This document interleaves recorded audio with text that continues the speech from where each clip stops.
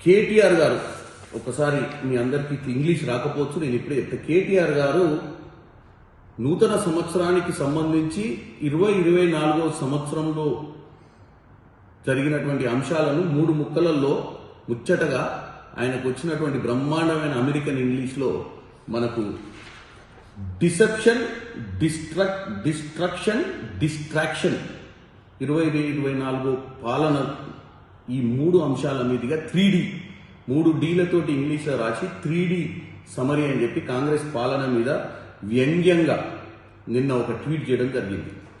దీంట్లో డిసెప్షన్ అంటే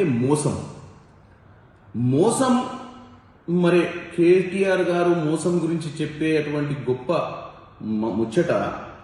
గత 10 ఏళ్ల పాలనలో మోసం అంటే, ఈ సంవత్సర పాలనలో మోసం జరగలేదు కేటీఆర్ గారు.